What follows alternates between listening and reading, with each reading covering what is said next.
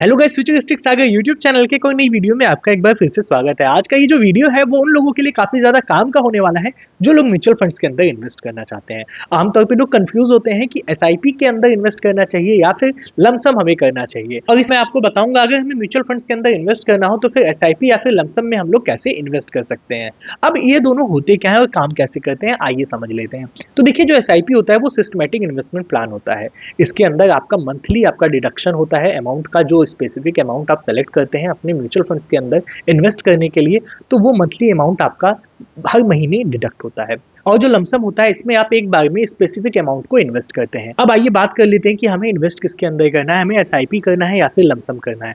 तो देखिए, बहुत ही आसान भाषा में मैं आपको समझाता हूँ। अगर मान लीजिए आप अगर जॉब करते हैं और आप एक सर्टेन अमाउंट सेव कर पाते हैं हर महीने, और जो अमाउंट है वो काफ़ी ज़्यादा बड़ा नहीं है, 2000, 3000, 4000, जो भी स्पेसिफिक अमाउंट आपका जो सेव होता है पर मंथ के हिसाब से, वो आप एसआईपी के अंदर इन्वेस्ट करते हैं। वहाँ पे आपका जो ऑटो पे होता है वो ऑटोमेटिकली आपका डिडक्शन हो जाता है आपके अकाउंट से, वो आपका पैसा इन्वेस्ट होता जाता है।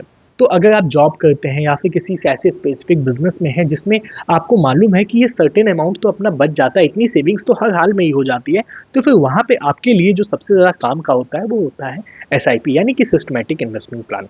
अब अगर हमें लमसम करना हो तो लमसम कौन से लोग कर सकते हैं? देखिए, अगर लमसम आप करना चाहते हैं तो अगर मान लीजिए आपके पास सेविंग्स अगर आपके पास रखी हुई है अच्छी खासी, 20,000, 30,000, 50,000, 1 लाख, 2 लाख, कुछ भी अगर आपके पास सेविंग्स रखी हुई हैं, आप चाहते हैं कि आप लमसम के अंदर इन्वेस्ट करना, तो फिर आप एक बार में इसके अंदर पैसे को इन्वेस्ट कर सकते हैं। फिर उसके बाद आप जो भी काम करते हैं आप करते रहिए, वहाँ पे जो आपका एक सर्टेन अमाउंट है वो इन्वेस्ट हो जाता है। लेकिन अब इन दोनों के अपने अपने फायदे और नुकसान हैं, आइए उसे भी जान लेते हैं। तो देखिए, एसआईपी के अंदर आप अगर इन्वेस्ट करते हैं तो आपके रुपए का जो इंटरेस्ट है वो आपको धीरे धीरे बढ़ता हुआ दिखाई देता है। वहीं लमसम में आपको बहुत ही ज़्यादा रैपिडली आपको उसके अंदर ग्रोथ दिखाई देती है। और अगर मार्केट के अंदर कुछ ऐसी अगर गिरावट अगर देखने को मिलती है, कोई ऐसा डिप देखने को मिलता है, तो फिर वहाँ पे जो आपका लमसम वाला जो आपका इन्वेस्टमेंट है उसके अंदर आपको बहुत ही ज़्यादा इम्पैक्ट देखने को मिलता है, बहुत ही जल्दी आपको कम होता हुआ भी दिखाई देता है, और फिर वो बहुत ज़्यादा जल्दी बढ़ते हुए भी दिखाई देता है। तो अगर आप इन सारी चीज़ों को फेस नहीं करना चाहते तो आपके लिए एसआईपी ज़्यादा बेहतर है। लेकिन अगर आप जानते हैं कि मार्केट के अंदर डिप्स और गिरावट ये सारी चीज़ें आती रहती हैं, तो फिर आप लमसम भी कर सकते हैं। अब बात यह है कि हम लोग कैसे इन्वेस्ट कर सकते हैं म्यूचुअल फंड्स के अंदर, और एसआईपी कैसे कर सकते हैं और लमसम कैसे कर सकते हैं। तो इसे बताने के लिए सीधे मैं आपको लेके चलता हूँ अपनी मोबाइल फ़ोन की स्क्रीन पे। तो यहाँ पे म्यूचुअल फंड्स में इन्वेस्ट करने के लिए मैं यूज़ कर रहा हूँ धन प्लेटफॉर्म को। अगर आपके पास धन के अंदर अकाउंट नहीं है तो फिर आप डिस्क्रिप्शन में दिए हुए लिंक से आप इसे फ्री में ओपन कर सकते हैं। यहाँ पे हमारे पास होम पेज ओपन है धन प्लेटफॉर्म का। इसके अंदर आप अगर स्क्रॉल करेंगे तो फिर आपको एक ऑप्शन देखने को मिलेगा म्यूचुअल फंड्स का। म्यूचुअल फंड्स के ऊपर क्लिक करते ही आपको मल्टीपल ऑप्शंस दिखाई देंगे। तो अब यहाँ पे कौन कौन से फंड्स हमारे लिए अच्छे हो सकते हैं, कौन से हमें ज़्यादा अच्छे रिटर्न दे सकते हैं, अब इसे कैसे देखना है आइए मैं आपको बताता हूँ। देखिए, अब यहाँ पे जैसा कि मैंने आपसे बताया है कि ICICI prudential blue chip funds मुझे थोड़ा पसंद आता है। अब अगर मैं इसे ही ओपन कर लेता हूं तो फिर आप यहाँ पे देख पाएंगे कि आपका यहाँ पे जो रिटर्न है वो यहाँ पे आपका 65% का आपको रिटर्न देखने को मिल रहा है लास्ट 3 ईयर्स में। लेकिन हमें कौन कौन सी चीज़ें और देखने की ज़्यादा ज़रूरी है? देखिए, यहाँ पे हमें काफ़ी ज़्यादा ज़रूरी होता है कि 3 साल का रिटर्न न देख के हम अगर 1 मंथ का अगर देखते हैं तो फिर आपको एक आइडिया मिल जाता है। जैसा कि आप देख सकते हैं 1 मंथ में आप जानते हैं कि मार्केट के अंदर वॉलेटिलिटी काफ़ी ज़्यादा हाई रही है, मार्केट काफ़ी ज़्यादा डिप भी किया था, इसलिए 0.57% का यहाँ पे हमें गिरावट देखने को मिला है। हालांकि अगर 3 महीने का अगर आप देखें तो फिर 5% का यहाँ पे गिरावट देखने को मिल रहा है। ऐसा डेटा अगर आपको दिखाई देता तो काफ़ी ज़्यादा प्रिसाइजली इन्वेस्ट कर सकते हैं। आमतौर पे अगर आपको 6 महीने में कोई म्यूचुअल फंड्स अच्छे रिटर्न देते हैं, जैसे कि यहाँ पे दे रहा है, 1 साल में अच्छे रिटर्न देते हैं, तो फिर आप उसके तरफ जा सकते हैं। क्यों? क्योंकि मार्केट के अंदर आप जानते हैं कि वोलेटिलिटी काफ़ी ज़्यादा हाई होती है। अब यहाँ पे आपको स्क्रॉल करेंगे तो फिर आपको दिखाई देगा कि मॉर्निंग स्टार ने और वैल्यू रिसर्च ने इसे कितना रेट किया है आउट ऑफ 5 में।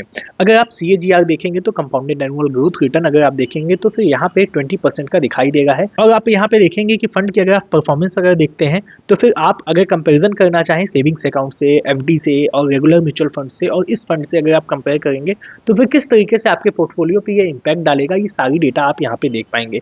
अच्छा, धन के अंदर एक फीचर मुझे काफ़ी ज़्यादा अच्छा लगता है, वो ये है कि यहाँ पे फंड मैनेजर्स का भी आपको यहाँ पे ऑप्शन देखने को मिलता है। फंड मैनेजर के ऊपर जब आप क्लिक करेंगे तो फिर आपको मालूम चलेगा कि ये जो फंड मैनेजर हैं वो कौन कौन से फंड्स को मैनेज कर रहे हैं। अलग अलग फंड मैनेजर्स के यहाँ पे आपको अलग अलग पोर्टफोलियो दिखाई देंगे, और यहाँ पे रिस्कोमीटर का भी आपको एक फीचर दिखाई देता है जिसके अंदर आपको मालूम चल पाएगा कि इसके अंदर कितना रिस्क हो सकता है। वहीं अगर दूसरे अगर म्यूचुअल फंड्स की अगर बात करें तो फिर यहाँ पे जैसे मोतीलाल ओसवाल को मैंने देख लिया है, 3 ईयर का रिटर्न 158% का, 1 ईयर का अगर हम देखें तो 61% का, काफ़ी ज़्यादा अच्छा है। 6 मंथ में 19% और 3 मंथ में 5% और 1 मंथ में 4.35%। अब इतने कम टाइम में भी अगर इतना अच्छा रिटर्न दे रहा है तो ऐसे म्यूचुअल फंड्स अच्छे माने जाते हैं। अब अगर हम स्क्रॉल करेंगे तो फिर आप यहाँ पे देख पाएंगे मॉर्निंग स्टार और वैल्यू रिसर्च के अगेन आपको यहाँ पे रेटिंग देखने को मिलेगी। आप अगर इस फंड को अगर कंपेरिजन करेंगे कि अलग अलग जो आपके स्ट्रीम होते हैं जो सेविंग्स करने के, savings account, fix deposit, regular mutual funds, और इस फंड के अंदर क्या क्या डिफरेंसेस हो सकते हैं, आपके पोर्टफोलियो पे कैसे इंपैक्ट कर सकते हैं, ये सारी इन्फॉर्मेशन आपको देखने को मिलेगी।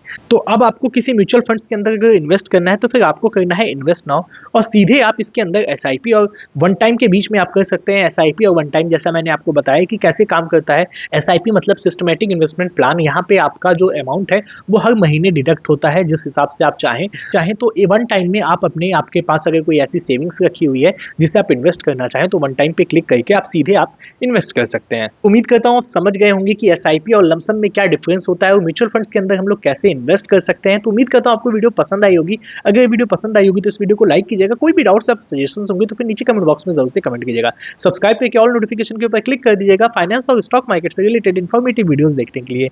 मिलते हैं नेक्स्ट वीडियो में, तब तक के लिए जय हिंद, जय भारत।